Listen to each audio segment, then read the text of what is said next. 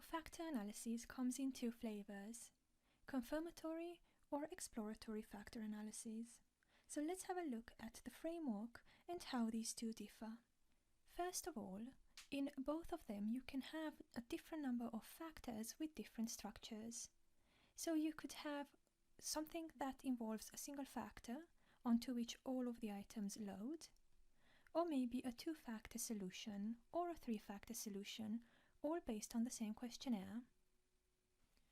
One of the main differences, though, is that with a confirmatory analysis you would usually pick a structure first and reproduce that, whereas with an exploratory factor analysis you would run a set of different structures with an increasing number of factors, and then you would evaluate those models and choose the best one. There are some other big differences, so let's assume we have chosen a structure with two factors. One of these differences refers to the factor loadings. In a confirmatory factor analysis, you would usually have loadings that are related to only one of the factors, like so. And usually you would like to have no cross-loadings. So you would have a hypothesized structure and you would know in advance which items load onto which factors. Now, why do you not want any cross-loadings? Well, usually the idea is that the factor is defined by the items. So if both of your factors are defined by the same set of items, it is very difficult to understand to what extent these two factors differ from one another and in which way in terms of their actual meaning. In contrast, in an EFA you would have the items loading onto one factor, but each factor has loadings coming from all of the other items as well, like so. So all of the items load onto all of the factors. Another difference refers to the interfactor correlations. Specifically, in the case of an EFA, you must make a decision from the start on whether your factors are correlated or not. And you will have to keep the same decision for all of your factors, so either they are all correlated or neither of them is.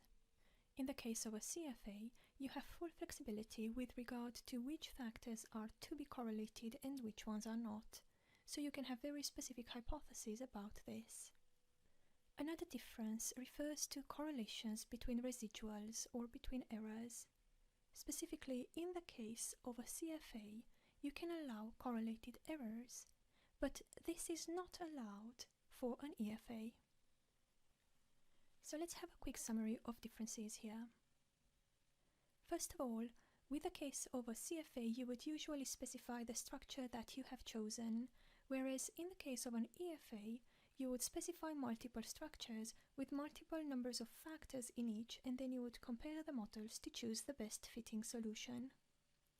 Then with regard to loadings, in the case of a CFA, you would usually specify which loadings link which items with which factors, and you would usually not want to have cross-loadings. Whereas for an EFA, all items will load onto all factors. With regard to factor correlations, you have full flexibility to specify which factors are correlated and which ones are not in the case of a CFA.